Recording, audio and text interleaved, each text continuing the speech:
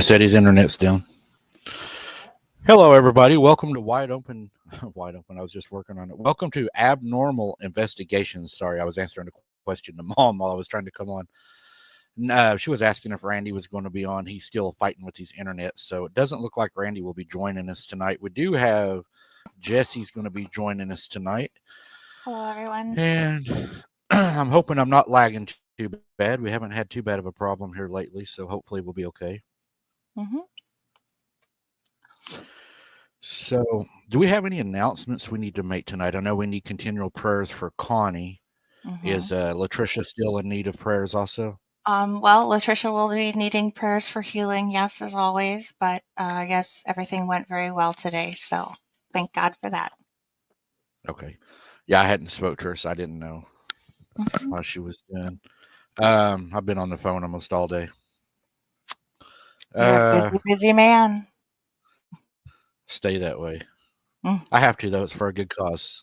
Mm-hmm. Guys, tonight we have a special guest joining us tonight from the Lost Cryptids Conservatory. Blake Dusher is going to be joining us tonight. We're going to be talking about some of the things that he's done and some of the new things he has, and I think some of his plans for the future and whatever else we run into. We never know what we're going to be talking about most of the time. I got a few things ready. But it's good to see everybody in the chat tonight. We're going to go ahead and bring Blake in so he doesn't just have to sit backstage. But again, thank you, everybody, for showing up tonight and supporting us. And good to see you, Blake. Hey, Blake. Good to see you guys again. Sorry, I was muted. I thought I was all set up, but you know how it goes. Yeah. Oh, yeah. I was thinking it was probably mine the way things have been going. Wouldn't have doubted it. Yeah. I think we should be pretty lucky tonight. Thank you for that donation, Grace. Yeah, God bless you, Grace, for that. So what you got going on, Blake? I got a couple things and stuff. Let me clear my throat for a second. Got a couple things and stuff, mainly getting the new thermal and getting out there, getting ready for the summer season and stuff, spring season. Going to do some areas, of course, setting the recorders out now that they're not going to freeze over and all that good stuff. But having some fun and always having an adventure. So, yeah. I checked out your live the other night when you had your thermal on there, and man, that is a game changer. I mean, yeah, I nice thermal.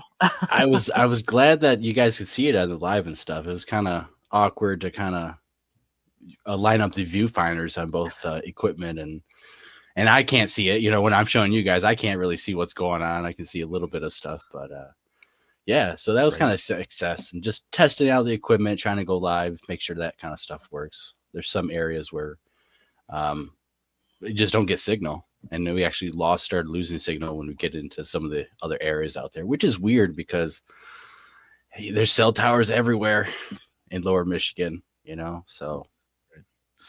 Yeah. It could have a lot to do with the thickness of the woods kind of what's weird. Far in here and stuff too, yeah. And that's what's weird down here too, is you can see the towers when I'm doing my investigations. I mean, they're up on these huge hills and there's huge towers, but yet I lose cell service also. And that is kind of weird. I never thought about that. I mean, you can see the towers. So you would think the tower could, see you. You got line of sight. Yeah, and it's you are in the forest and stuff, but I was in the field and stuff. I mean, I was walking out to some open spots and had no signal. So, yeah, it's weird, and but there is. I've been looking into Starlink, getting maybe that kind of setup going and get a little bit of mobile use out of it. It's still being in the woods with the density and stuff. It's not going to be 100% reliable, but it might be better than cell phone usage that we got set up. So we're kind of looking into that, and might be a possibility because we're just trying to amp up and get everything going, getting the new thermal, getting more audio equipment, and might actually spend and get a professional unit. And there's some software and stuff for it's more for like birds and bat actually audio. technology and stuff, and then they have their own database of animal sounds that you can plug into and software and analyze. It's a couple $100 for both packages, but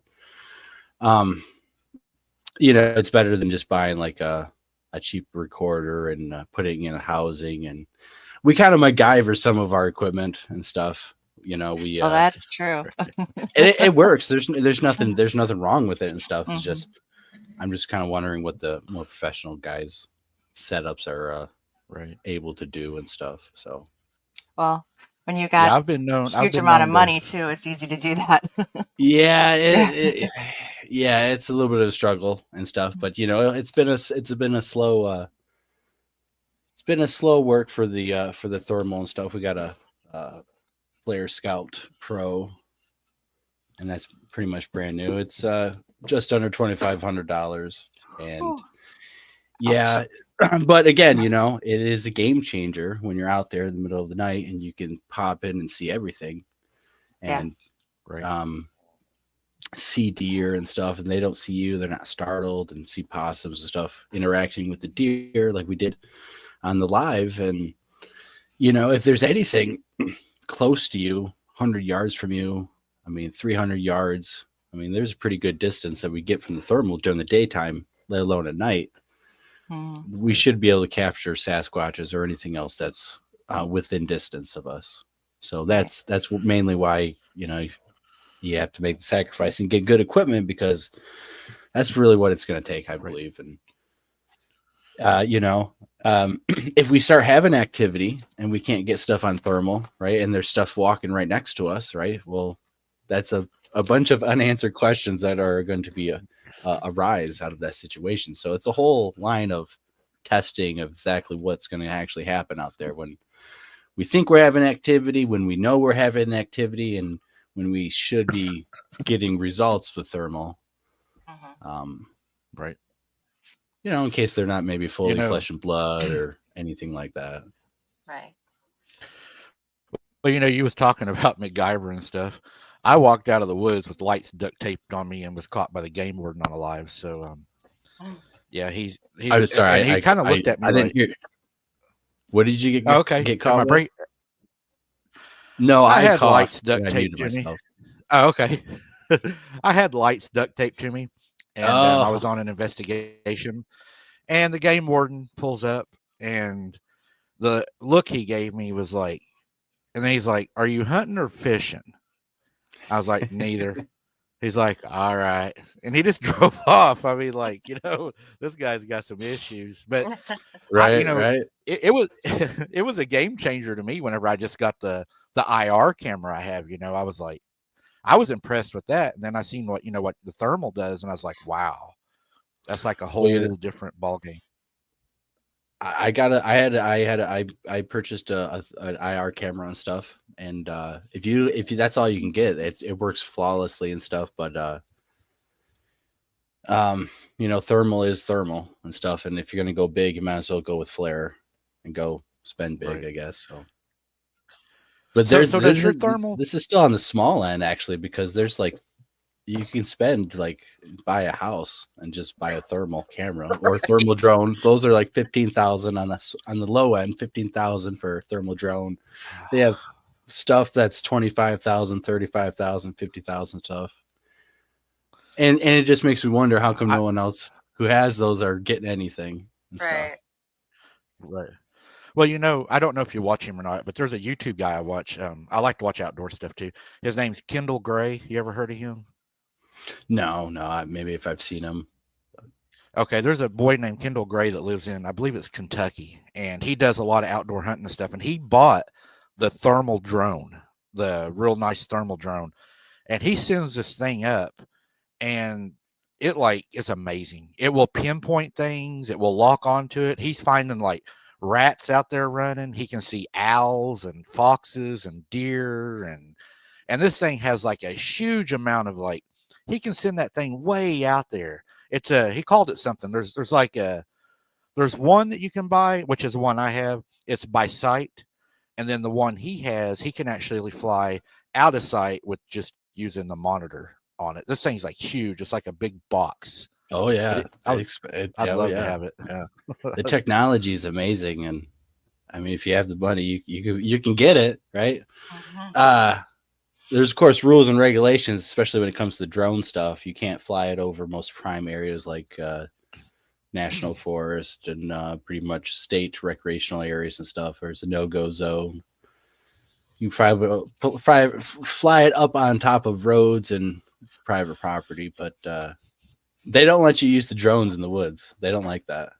That's not allowed. Wow. So Yeah. Wonder you can why. you will actually get in trouble if you try to fly it in national parks Mm. over the Wow. woods and stuff. You could fly it like on the roadways and stuff, not in the national parks. But it makes you Nothing, wonder. nothing Yeah. to see here. Yeah. Randy Harrington actually has a thermal drone. I'm not sure what model or if he got it from Player, but he was investigating a sighting in Oklahoma and flying it over, and has a possible hit on something out there. It's pretty big and stuff. So he was out there investigating, and yeah, the technology's creeping in on Bigfoot. I think more and more people are getting better technology, whether it's thermal or night vision or better cameras and better lights and better equipment overall, and knowing how to use it. Uh, it's not how it was in the 1960s, 70s, and 80s. Now everyone has phones and cameras in their pockets, and now everyone's getting lights and get better gear. I would assume we should get better results and stuff instead of like, just stories and stuff. And going live and stuff is a wonderful tool because it captures this area. You don't have to worry about, hitting the record button if it's already going and it's Mhm. working good. Right. Mhm. Right. Right. Yeah. One of the viewers actually sent me it's a chest mount rig that instead of holding the GoPro, it holds your your cell phone, so you can be more hands free. And that's one of my things is I don't like having my hands full when I'm out there, and it's not just because of Bigfoot and stuff. I mean, it's snakes and mountain lions and bobcats, and you walk up on it and they got babies or whatever, and you're holding a flashlight. That could get really bad, and That plus your yeah. arms get tired. No, it's an issue. It's 100% an issue. Having too much equipment, you can't carry all your stuff. You either can carry, Right. like, and you have a weapon out there too. So you have your hands full, and then something happens. Now you have to drop stuff.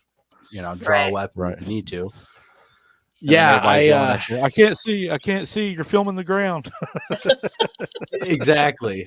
But the reality is, like this. I got a neck hookup for this, but I also have it so where it will hook up to my bag, so it's off of my neck, and I can just put it down, put it away. Have other stuff that is hooked up. Usually, I run a backpack. I run light stuff. I don't carry a big backpack and stuff, and minimal survival stuff. But I have had different rigs actually, even just a board with zip ties and stuff, holding different equipment together and using it and stuff. I'm actually coming up with some stuff, a little design and stuff, basically, using like a gun stock that just has rails that hooks up to your cameras and everything. So you can carry 3 main equipments, like a thermal, night vision, and a camera on it with some audio. And you can just point it around like a stick. And they make, they make a different equipment and stuff like tripods and stuff, but not exactly be able to fit all the equipment on it unless you duct tape it and MacGyver it anyway. So, Yeah. but and having a stick instead of a gimbal and stuff too, those get pretty heavy, having a gimbal and stuff. But yeah, and trying to carry stuff in the woods, it's pretty hard. So yeah, This thing yeah. I've been trying to figure it out. It's smarter than me. And then the more expensive equipment, the more stuff you have, the bigger the camera system, the less, you don't really want to go get it scratched up. You don't really want to get it broken. So a lot of the bigger crews, they're expensive camera guys, they're not going to go into the brush where Bigfoot is probably going to be at, or in the swamp and stuff like that. So that's why GoPros and smaller, cheaper stuff relatively is good too, because it's like, well, I can abuse it and not have to worry about it, and we need to go into these areas too, instead of $1,000 camera on up. Yeah, Right. you don't really want to get it wet and all that. And Right. so it's Right. all Yeah. about pros and cons. It's give and takes. There's really nothing, everything kind of works and everything doesn't work at the same time. Mhm. So does your thermal, does it record audio with your video, or would you have to have like a separate camera or a recorder running to get the audio? Yeah, it doesn't run audio. No, it strictly does video and photos. It has GPS location on it. Oh wow. There's cloud storage, and there's actually these models are made for like integration with police systems and stuff. So like you can upload stuff onto like different cloud networks and stuff if you had it plugged into the Wi-Fi and stuff. So like if cops were using it, it would upload to their cars cloud drive and stuff like that if they were using it inside the car and within range of a Wi-Fi router and like stuff. So there's some cool stuff like that. I That's could nice. instantly have stuff with the app directly on my phone and stuff instead of having to download it to a computer so I can look at stuff in the field and view it, edit it, and do whatever, store it that way also. So you have any places that you're excited to take it to first? yeah, I've been hitting up on my normal spots, but we got some trips planned up. Going up to the UP, up north to our normal one spot where we usually have activity, but we're gonna hit up some couple of different spots and some waterways and stuff. So I'm just excited to get out there and use it more in some of these spots that have some pretty high activity. And I'm actually going to get out in the field tomorrow and use it during the daytime a little bit. And so we'll see if anything happens. We're going to put out some recorders and stuff mainly. And then the next following weeks, we have a couple camping trips planned. So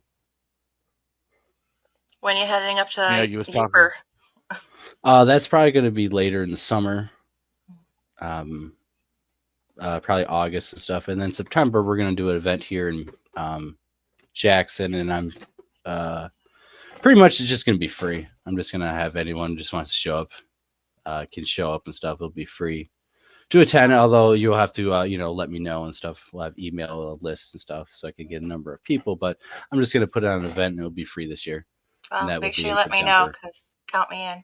Yeah, it's going to be September before the 28th because that is when archery season begins after that and stuff. So it's going to be September, but it's going to be before the 28th. Cool. So yeah. I'll let you guys know as we roll out the details a little bit more. Mm-hmm. Cool. You was talking about picking up Sasquatch and or other things a couple of weeks ago. Whenever I was out, I was doing just a live boots on the ground. I had my first what I would call close orb encounter. I've never had a close one. I've seen lights in the woods, but I'm kind of the person that when I see something like that at a distance, the first thing that goes through my mind is coon hunter. Somebody's out, because they run dogs, they hunt around here. So The other night, though, the one we saw, it was pretty close, and that thing like got big, and then it went back down. But there's something in the back of my mind that I keep wondering about. Where this happened at, there's a well that's been there since I can remember, since I was a kid. It's under the creek, and it bubbles continuously.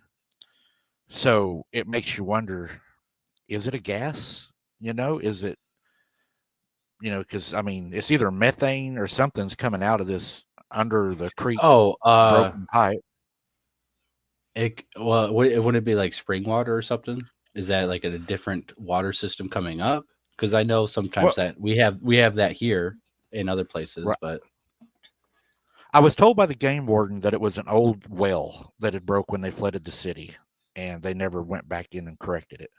Like a gas well or something like that, or yeah, I think it's how they called it, natural gas. I think it was a natural gas. So, that is there actually is a lot of danger to that.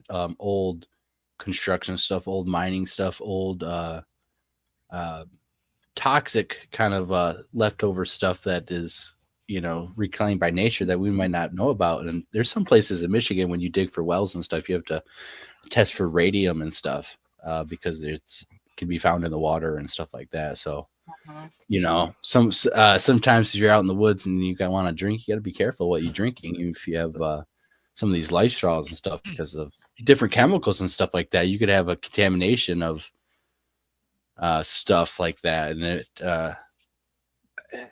you always got to be careful and stuff. So yeah, I wouldn't be drinking that water. You're glowing extra bright tonight under the IR. Yeah, contamination and radiation. And I see something. Yeah. That was just Mike. Yeah. I mean, and that's what I try to tell people down where I'm at. They all talk about, the dangers of it. And I don't think people think, it's not just the cryptids. I mean, this was an old town. It was flooded. They hurried up when they done it. Not everything was removed. There's still fence rows down there. There's still pipe and cut off pipe. There's open wells. You can find open wells down there that you can just fall into, especially when the water goes up and it goes down, So water moccasins, and spiders and snakes, and, you have your other predators that hunt the same time you're out there, and they have babies, and, it can get pretty bad with just other things out there too. Something, there was a mountain lion just killed from my house about a mile down, and this thing's paws were bigger than my hand. So imagine running onto that down there, Yeah, I just got us another big cat mountain lion is what it was. A big cat sighting right in this area where we go bigfooting, and this guy was fishing in his kayak and stuff, and he would drift over to the shore, and then he would paddle back out and he'd drift over. Well, he started paddling and he heard something. He turned around and he seen the tail of the cat going into the grass. He wasn't sure if it was going after him or he startled it. It was getting water or something like that. But it's definitely not an area where big cats are reported, and definitely heavily denied by the DNR in our area. Yeah. And he told me that he had other people sighted a couple miles away and stuff too, on a different roadway of it crossing, and it was a clear mountain lion, big cat, long tail. So you do have to be careful out there, and my theory on that is the DNR are just secretly repopulating and letting the lions do their thing, and there is no major attacks going on, so there's no problem. And it might even get to a point to they're like, yeah, we're going to come clean. We've been doing this for years. There's no attacks, and they're going to show all this data. It's like there's never really been major attacks in all the East Coast, Midwest states, unlike the West. So there is no issue. So no one should have a really problem. And I think because they're always about trying to manage and save the ecosystem and wildlife, and we used to have cougars all throughout Midwest and all the way to Florida and stuff. Every state back practically in the lower continental had mountain lions. Mm-hmm. That's the way our wardens do down here. There'll be certain things they'll tell us, oh, they're not in this area, and everybody down here that hunts or lives in the country, they've seen them. The locals know. They'll deny it. Yeah, they'll deny it. They'll say, oh, they're not down in there. But yeah, we just actually had here in Wisconsin, I think there was a couple people that actually caught big cats on their game trail cams, which, we're not supposed to have them here either. So explain that one. That's what that happened up in the UP and stuff. And they just had to completely confirm that, there's definitely some cats up there, and they're in lower Michigan. They don't want to admit it and stuff. It scares people. Is what it is. That's probably just migrating. They don't live there. It's just a big tomcat. And that's what they say when they finally have to admit it and confirm it. It's like, well, they're just passing through. They range hundreds of miles, and they're not going to settle in Michigan or any other state with the prime habitat for these cats. Right. You know, Right. 1.7 million deer in Michigan. There's not enough food. You know. That's exactly what they say too. That's what's funny. But you Yeah, know, it makes no and most sense. of the time, the only time I've ever been, and I hunt and fish, and the only time that really, and it's sad, but the wardens are supposed to know everything in the area. There's, you know, they're supposed to be the ones that's up on this and everything. But you know, the only time I ever get carded when I'm fishing is either when I'm at the dam or a boat ramp that's well taken care of. Whenever I go out into the brush to like the creeks and the rivers and I'm really down in there, you're never stopped or questioned because they don't go down there in their new trucks and their nice pants and pretty uniforms, you know. They like to be out there in the campgrounds where they're seen, you They're know. going to be looking for you now. Uh, Now that you and said then that. another thing is, you know, they've always had kind of lack of funding and stuff in terms of not enough people, not enough manpower, not enough people that really apply to those positions. Really, Right. I know in Michigan and stuff, they're definitely struggling to get more conservation officers, DNR officers, and just people in general in conservation outdoors. So that is a factor, and you have some places where there's like one ranger for a couple 100 miles, and you know it's pretty hard to monitor all that. Right. And then, you know, But you you got to know they think, definitely do a good job, you know, with stop poachers and people doing crazy stuff, and you know maybe that gives them a good reputation for the Bigfoots. I mean, because right. they have to know about them. If their superiors don't, then Oh, they're not doing their job right. So it just makes me wonder what kind of interactions they've had, both good and bad, because you know they have some stories.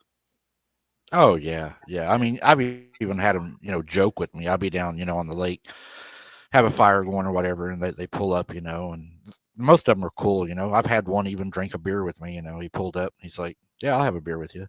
And while they're talking to you, then they're like, when they're leaving, you know, better keep that fire big, you know, so Bigfoot don't get you. You know, they're little jokes, and they jump in their truck and they leave, and you're like, Yeah. okay, Yeah, was that a joke or you know, or you a know, warning? yeah, you know, I haven't met any in the field asking me what I'm doing because I tell them what I'm doing. But Right. in Florida, a couple years ago, there was an individual named Kerry Arnold, and he started Bigfoot Odyssey. Wonderful channel. Interviewed a lot of people. If you guys want to watch some good interviews on some people and some people with faces you would recognize and stuff, go to Bigfoot Odyssey and watch all that stuff. But he started doing some held some expeditions in Florida. It was called the 168. Ended up being a documentary. We stayed out there for a year.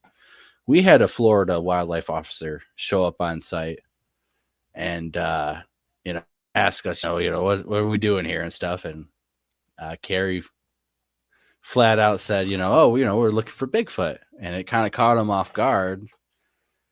And he's like, Right. "Yeah, we know that we're out here. They're out here." And he caught himself and he stopped. And then Right. he was cool. He was friendly and stuff, but he almost slipped up and he's like, "Yeah, we know that they're out here." And he was going to say something else. He didn't care what we're doing. He only cared about the permits for the campsite and stuff and making sure that, everything was pretty cool. Right. Yeah, because that's all they care. They want to know what you're doing out there. And going Bigfoot, it's not illegal. And I really think if it was really a danger to us and everyone around them, those rangers and stuff, they wouldn't allow people to go Bigfooting. They wouldn't, stay at the campsite or something, make up something, because even like your case, that joking and stuff, whether he knew Bigfoot or not, I mean, they have an obligation to protect people and stuff out there. And if there's a bloodthirsty monster, I mean, you would think they would be a little bit more armed and ready to go at these campsites, because if these things attack people more often, they certainly would be the ones to know about it. The Department of Interior and stuff like that would be probably the departments that would handle those sort of things like that.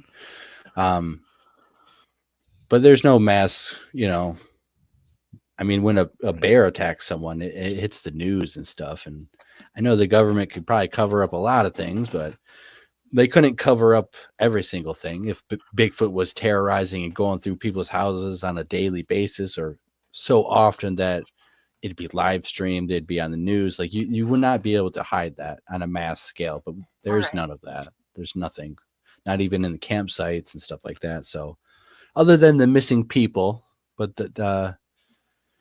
you know, it's a little bit different. So it just makes me wonder, you know, what are their stories? What are their interactions? And hopefully if they come forward, you know, because there hasn't been really many whistleblowers or people coming forward throughout the years. It makes me wonder too, you know, like, you know, they're more of an opportunist than they are just to hunt you down.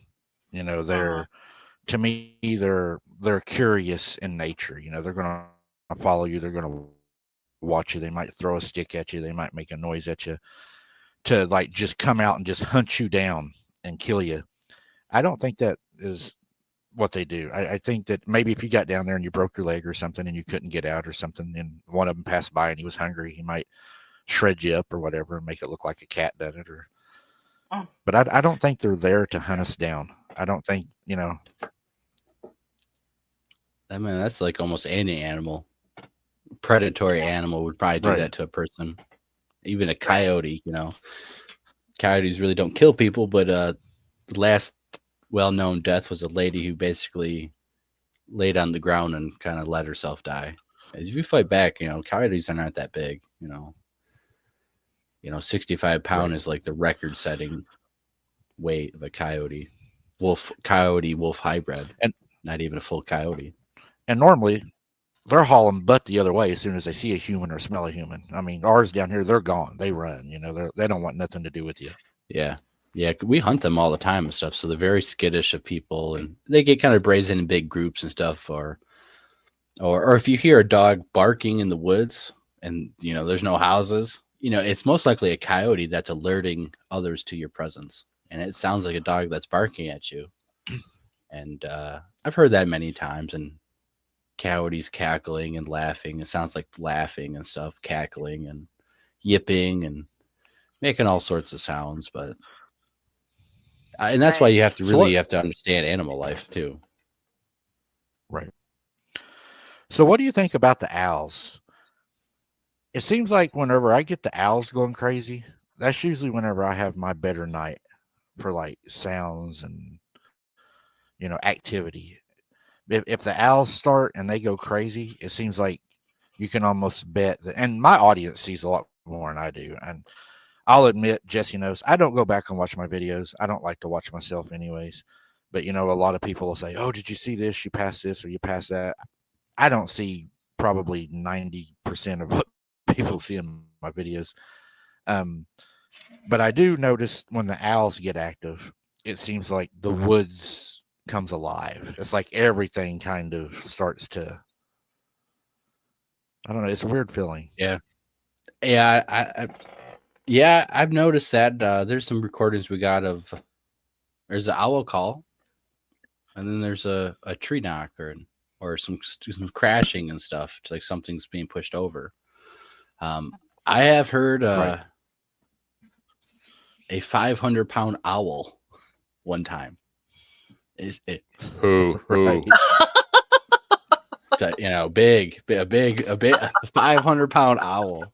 And then one of the other times I could have swore I told my girlfriend's parents at the time, you know, I'm Bigfooting, that's what I'm doing out there, and I thought they had made a Bigfoot call to bring me back in. Of course, when we got there, they didn't. But it was that same exact spot where that 500-pound owl was going hoo and, you know, sounding unreal and stuff. Yeah. And they copy owls and stuff. You know, I think they copy a lot of different animals and stuff. But the owl in quite a few different Native American tribes is an omen of death and has some negativity attributed to the owls and the eyes and stuff like that, evil spirits and type of thing. Or there's some people who, you know, owls kind of look like gray aliens with the eye set up, you know, those freaky setup, and they're silent. You know, when they fly, very silent and show up. But we know owls are very cool, awesome Oh yeah. animals, and I think that you know, Sasquatch probably observes a lot of different animals, practices vocalization. But for some reason, you know, maybe they have a affinity for owls. It is a predator type of bird and stuff, so it does stir up the woods when the owl's flying around and everything's scared to run around small animals. Does when a Bigfoot's in area, does that arouse the same kind of attitude in the animals? Do they all run in fear because of Bigfoot's in the area? Because when the Bigfoot's in the area, you know, there's still wildlife out there, and sometimes the wood goes silent and stuff, but it really doesn't seem like, you know, the woods is totally in fear because there's a Bigfoot in the area. You know, the birds, you know, sometimes are still, in a lot of my encounters, you know, the woods are filled with life and there's wood knocks going on and stuff like that. But if there's a owl or the hawk and stuff, or a predatory, you know, birds will go quiet and stuff like that. And squirrels will stop chattering. They'll alert to some stuff, but they'll hide. So I don't know. It's just, there's a lot of questions and stuff. Is how do Bigfoots and the other animals coexist? What is the food chain, and do they really get scared when they see a Bigfoot? Like the same way a deer sees a person and runs away, but a squirrel who's never really seen humans and stuff really doesn't have any fear. You can get pretty close. Right.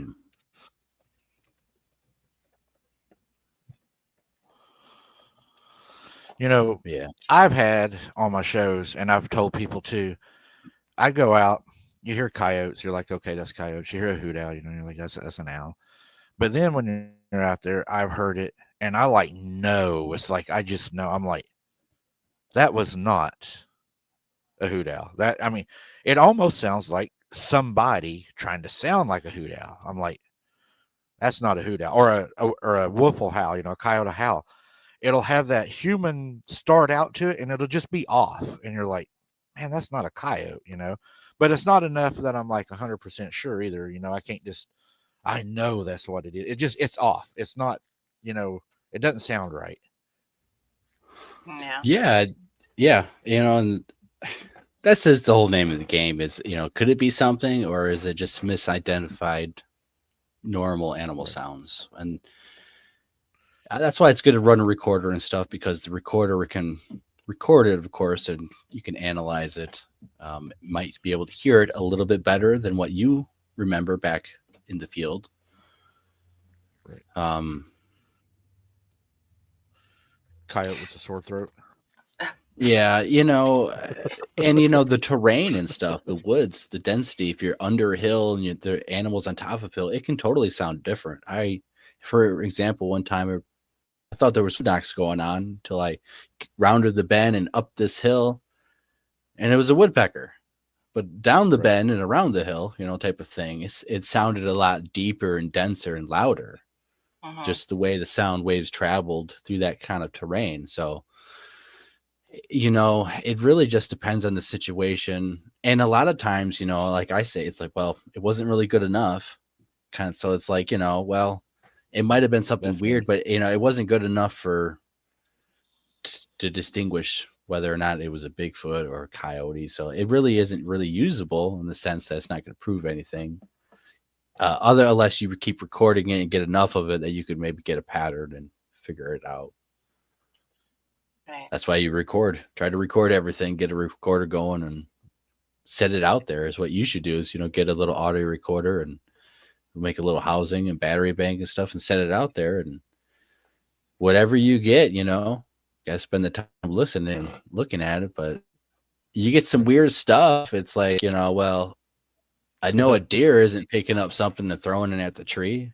I got some sounds of like that. I know deer don't pick up sticks and go whoosh, whoosh. Right. I'm really not sure what does that, you know? And deer don't talk.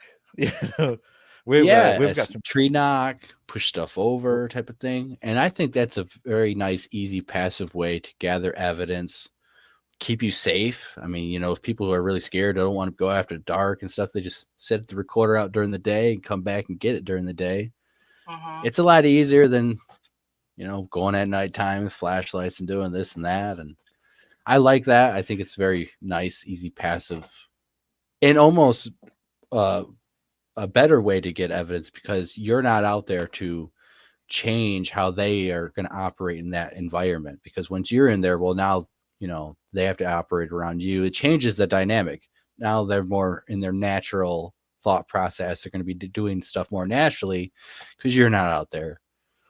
And hopefully you can get some recordings of this stuff. Because like when I was live and I made this mention, I'm talking to you guys, right? Like when you're live, you're talking to the audience. That's really not natural if we're hunting out there, right? Or if we didn't have the phone, we're not live. We wouldn't be talking. Right. We'd be listening, Right. engaged in almost like a stalking, hunting type of atmosphere where you have your full perception and senses going to detect stuff. But when you're live, you're just totally talking out there. So in a lot of these areas, when I go live, that is a totally opposite thing than I would normally do. That might elicit a different response than if I was just out there doing my normal thing, which And then when typically we're out gets me there more using, than you I. know, So right. it's hard And to then do different stuff, and then you're using, like me, I use an IR camera. So if these things are as intelligent as what I think they are, they see you out there, they see you looking at it, your cell phone, which is lighting up your face and your vision. You can't see as far with the light in your face. And then Exactly. you pull up, Exactly. you pull your IR camera up and then you're trying to see, what did I hear over there? Well, the IR camera does have a little red light. You can see it, and I'm sure they can probably see the beam.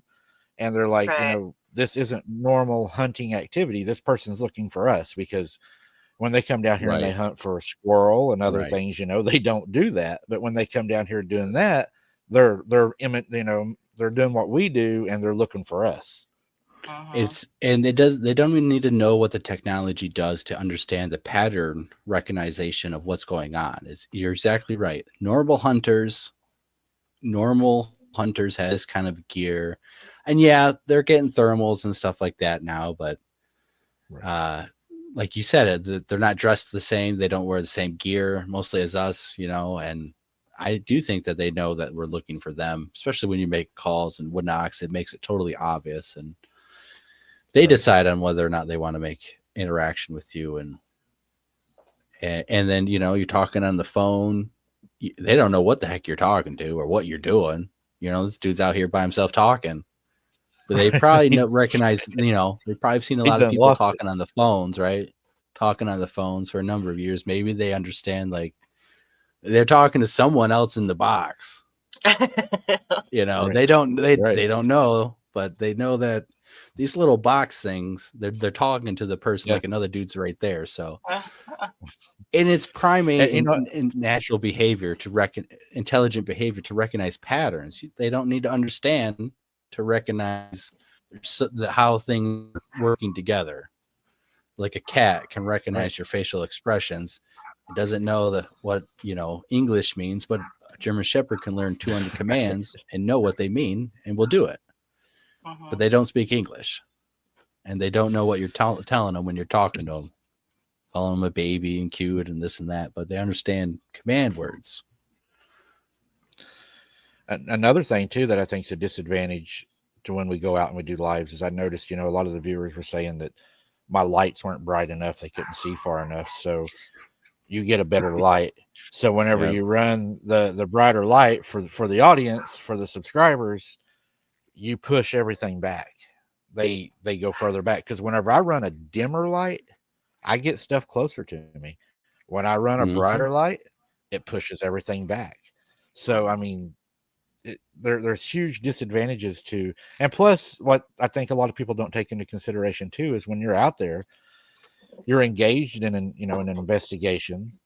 There's reasons that whenever I would go out looking for a suspect, that you don't light each other up, because whenever you use a light, you're limited to a certain range. You can only see so far, but the person that's hiding in the dark or whatever's in the dark, they can see you really good because you're lit up. They can stay in the pitch black practically, and they can just watch you. Yeah, it It's is. like, It oh, puts them there us he is. it puts them at an advantage so much, because I've encountered coon hunters in the woods and I've seen their lights coming, and I've booked it the other way and never got caught by the Right. dogs or by them. And it's a hassle to have a big light. I struggle with that because I was like, well, I want a better light to have this, and I bought a big light.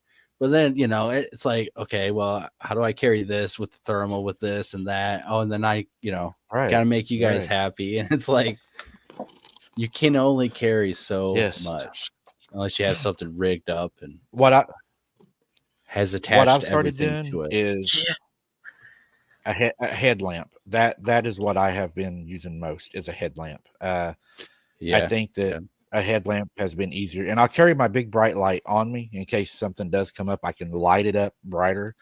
But man, my arms, I'm carrying a stick with my phone on it, and I got the flashlight in this hand, and you're walking holding them out the whole time. It starts getting fatigued. You get fatigued, and plus you got lights right in your face the whole time you're walking. You're Yeah. you're Then when you doing take them you're off, you're doing blind. You're just yeah. I mean, seeing black. I'm doing everything that I was taught not to do when I went Right. through the schooling. Yeah. It's they must laugh at us. They're just laughing at us as they're running in circles around. They're just laughing like, this is just too easy. It's just because it really is. We need the technology and the gear to even operate at nighttime, because we'd be tripping over everything in ourselves like toddlers. Right. And with the technology, we still act like toddlers and still trip over everything. Really. Yeah.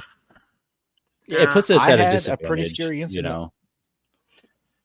Yeah. I had something happen to me one night that was scary as hell. And I tell people, a lot of people say, you go out there. Honestly, I get scared. I really do get scared. And I tell people I get scared. There's times I want to leave. There's times I do leave. But I was walking one night. Nothing had happened, no cryptids or anything, but just the hazards have been out there in the dark on the lake, and it was a new area. And the next thing I know, I fell in the lake, almost neck deep in water, where there was a hole there that had washed out, and had to swim out of that hole because I'm walking with lights in my face and I don't have, you can't see. Yeah, you gotta be careful. When you're swamp walking, that can happen. There was one time where I tried to jump over a small creek in the swamp, and I missed the ledge, and I ended up right here, and I was luckily able to get out of there as the darkness was kind of setting in, and I was in some area I had been in, and it's like, that's not good. And there's another area I've been in Dogwinnack looking for the Dewey Lake monster, walking on normal flat ground, totally normal, walking all around. All of a sudden I hit this foot by foot area, and one of my legs just sinks in all the way to my crotch, and I go down instantly like that. Yeah. And luckily I was able to get out. But if you're standing in a spot and you go down all the way down, in muck or quicksand or mud and water, even sand next to a lake and stuff, you could fall into holes and stuff like that. You're pretty much gone if you can't get back up or you go below the water level. I mean, there's a video I just grabbed now of a person. Hopefully they got out. It kind of sounds like a joke, but he jumped into like a bog muck. It went straight down. His hands were there, and then you see his hands kind of disappear. That's Wow. It's very dangerous and stuff. So, these are areas where Bigfoot is supposed to be, because humans, we don't want to be there. We don't want to live in these swamps and these spots that are dangerous and tough and bug infested and snakes and everything. That's why they're there, because we find it not habitable enough to be there, and they thrive there. They've evolved pretty much there. They've evolved to watch America grow up and evolve. So they've evolved to our society norms, and that's why they pretty much have been undetected, and they can slip around and live off the land and thrive on farm homestead environments and stuff because they've had 200, almost 300 years to practice it. Now technology is finally creeping up, so hopefully we'll be able to prove them. And that sand you're talking about, the lake that I'm on where I investigate, it is like that. The game wardens, they call it silt, and because it is a flood control plain, it is sandy down there in places, and like you can drive your car. I've done it, and you're driving on the gravel, and it just looks like gravel, and the next thing you know, man, you sink to your doors in the gravel. It's just deep sand. And we've had to pull each other out, or you can be driving and man, the dirt will be coming up, and everything. Next thing you know, your tires are spinning and you're buried down to the axles because underneath the dry is just like this thick, mucky goo with no bottom. And next thing you know, man, you're plumb down to your doors. Yeah, it's no joke. It's no joke. I know in Alaska, some of their shorelines and beaches and stuff, you drive out on your truck and then the tide, goes out and comes back in and stuff, and it changes the density of the sand and you start sinking. And a lot of people have lost their lives in vehicles because of these type of environments and stuff. So, that's why you shouldn't really be out by yourself. In case something does happen, you have someone with you, someone can help, call for help if need be. A lot of things you should research and look into at survivability and survival stuff. Just being out in the environment with Bigfoot, because the environment itself is intense enough and can kill you, like we've seen with the two researchers in Oregon that officially succumbed to the elements. But I think if me and Mike were out there dying together in the elements, I mean, we can keep each other alive a lot longer than being solo. But if one of us dies, if we're really trying to survive, some people might sit at that body and die together, but others might say, okay, I got to get out of here. And they were found together, very close together is what I have found, which is very odd if they both died of hypothermia. Usually someone dies faster than the other. Someone's more hardy, preconditions and stuff like that. Right. So that doesn't make sense to me, but they did officially died because of freezing rain and stuff like that, which is very harsh. And you got to know your limits. You got to know what you can do when you're capable of, and when it's time to get out and stuff. Because I've crossed frozen creeks and tested my limits, and which is good, but you got to do it in a safe manner. Because if you're out there and then you're tested to your limit and you really don't know, you never practiced, you never tried, you're could be in a very bad world of hurt that you really don't have any reference to help with. You haven't prepared for practice. Your body doesn't have any muscle memory. It's like, okay, well, we've done this in practice. We can rely. You're all right. We got this type of thing. And I think a lot of people just get off their couch and they go out there, and you guys, and it's all fun and games until rattlesnakes right there, or something happens unexpectedly. Tree limbs come off. I work in the tree industry. If it's windy out, 30 miles an hour gusts, they don't call them widowmakers for no reason. Tree limbs can impale you, can knock you out, can kill you outright. And a lot of people don't think about that. When they're camping, set up tents and stuff, you should look above you and make sure the trees don't have any widowmakers, broken limbs that potentially come and crash down on you, because that would be totally awful. When we're just trying to really enjoy a fun outdoor activity that is adventurous and a little scary, but for the most part, very fun. It's kind of friendly oriented when you're outdoors and explaining and teaching. You can teach about the woods and totally not even have to include Bigfoot, but it's a wonderful way to get out there and maybe learn about stuff you haven't learned about. Yeah, because the lake I'm on, if you're down there and you don't know it and you're not familiar with the area, we get a big rain up in Kansas. The north end of our lake is considered a flood control plain, so everything drains into it. So you can actually be on the lake, and the way you came in can go 15, 20 foot underwater, and you're stuck right there. Your vehicle and everything is just a loss. And that happens to a lot of people. I mean, they lose everything, their Yeah. car, their truck, their, because you get blocked in. And, another thing, it kind of, I don't think people think about. I've been raised down here all my life on this lake, and my uncle, he was an Army Ranger. He showed me actually the lake. I grew up hunting and fishing with him, and he gave me like survival tips. But when I go down there, not just in the nighttime, but in the daytime, and have grown up, I've been lost many times and get turned around in the woods where it all looks the same. And I've had to use what he's taught me to come out. You don't always come out the same spot you went in, but he's taught me how to navigate back, to civilization. But it's scary whenever you get in there, especially at night, and you get turned around because everything looks the same. It's like, wow, where am I at? Yeah. Yeah. It will happen. It happens,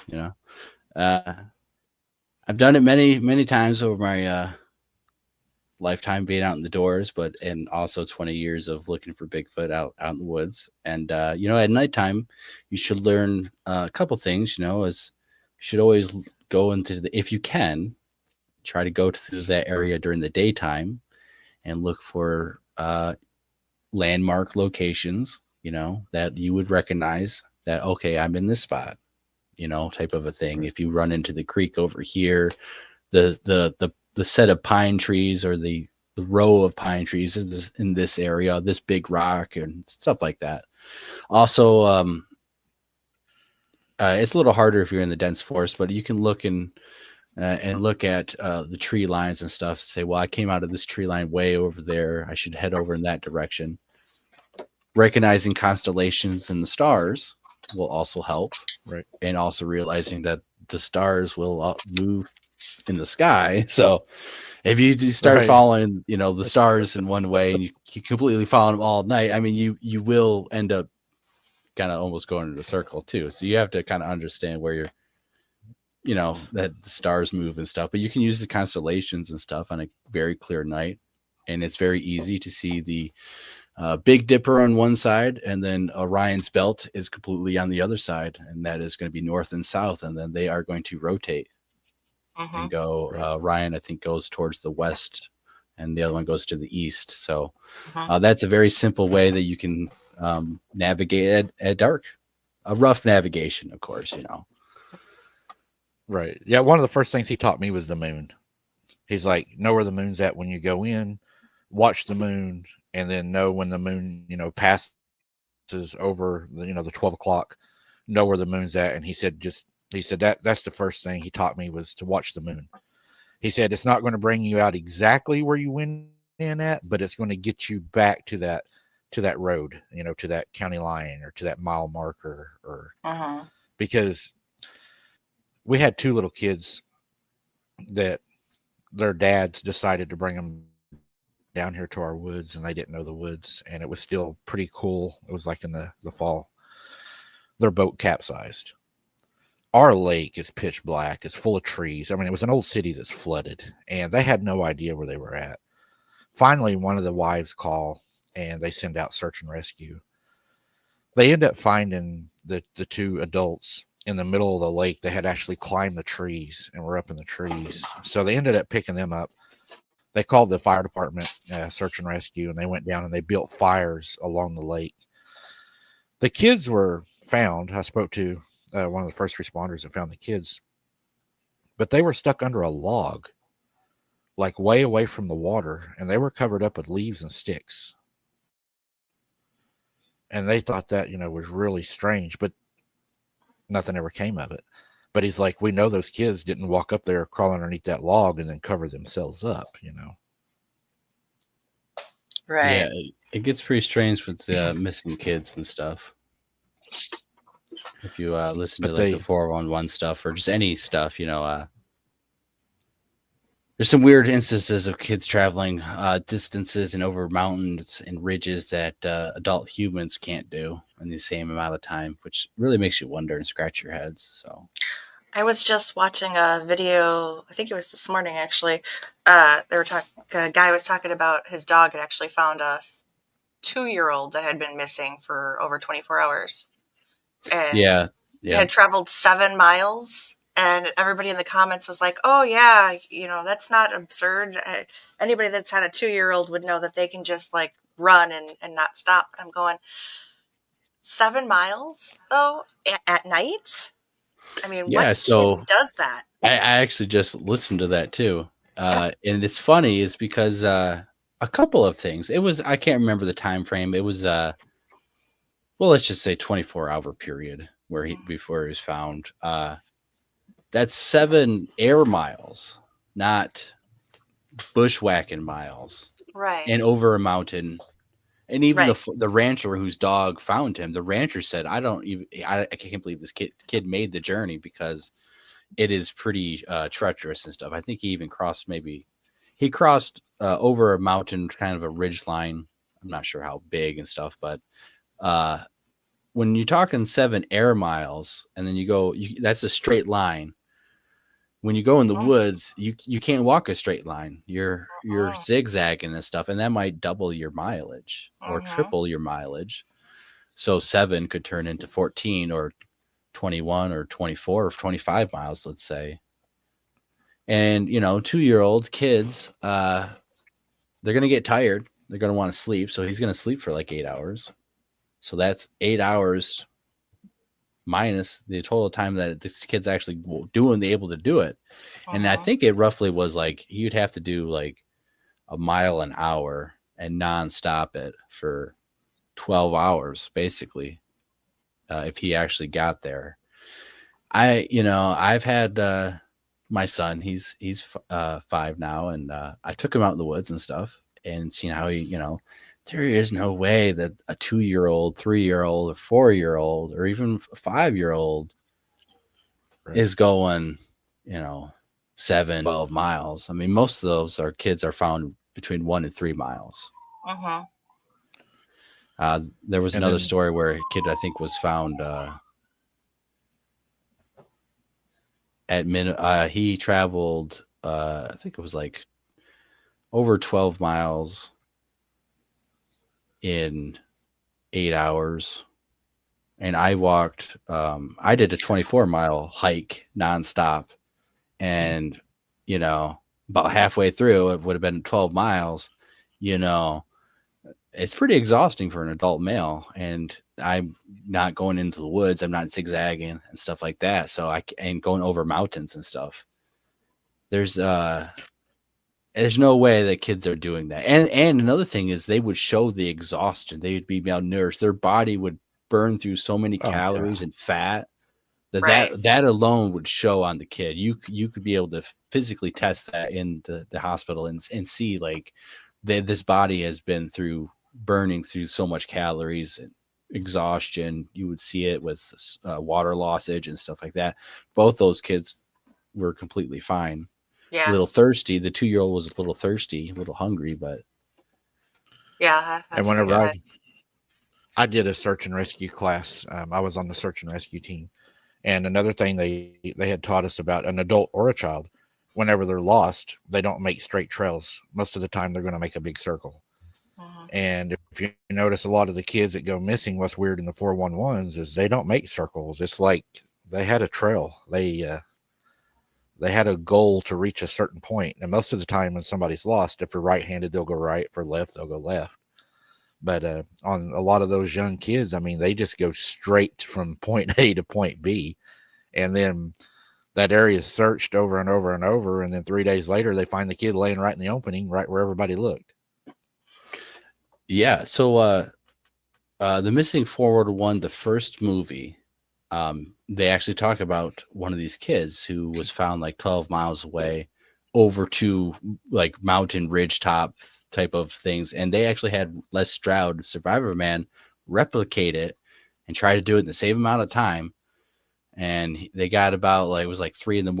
or roughly halfway. And he's telling the crew that this is insane. There is no way that this young kid, I think he was 3 at the time, or even a 5-year-old, 6-year-old, it doesn't matter. And Survivor Man's not doing. The adults are not able to do this. Right. It's insane to think that this kid did this. It's insanity. And so that's in the first movie, because that is a documented case where the kid was found alive. He grew up. I believe he's interviewed in that movie and stuff, but he went missing. Basically was playing with his brothers around a barn. His brothers went basically around the barn, and he was missing. Mom and dad came out and basically started the search. He was found like 12 miles away over 2 mountain ridges. I don't think they're like, mountains, but when Michigan and Oklahoma, I guess they would be considered mountains, right? Right. Unbelievable story and stuff. And the kid was found alive. He was found face down in the snow, but he was found alive, miraculously. That's so weird. Yeah. And the kid had no memory. And a lot of these, the other kid who was found with the dog, his mother said, he acted like nothing even happened. Yeah. It was just another day, and hasn't come up with any details. So it's weird. It's like the memory erasure. I don't know if you saw in the news, but did you see what they're going to be possibly offering people that's in prison now? If you like get a prison sentence and you don't want to serve the time behind bars, you can opt to have an implant put into your brain with false memories that will take away your tendencies to be evil, and you can be released. Technology's there. I haven't seen that. I seen Ariana Grande give an interview and said that she went to a clinic to get her memories erased. They do the memory erasure. Yeah. And, I think I sent Jesse the film on that. It was really weird. She's weird. There's a lot of weird Hollywood weird stuff going on. So, I believe scientists were working on a serum that makes you 1 hour seem like 1,000 years, and they're going to try to give it to prisoners. Oh, well, yeah, that's kind of what this chip technology is supposed to do, is that it's within 7 minutes, it's supposed to reprogram your brain so that, so in 7 minutes, it's going to do what like 1,000 years would actually do to a human brain for reconditioning and reprogramming. Yeah, that seems like a lot of bad stuff's about to happen.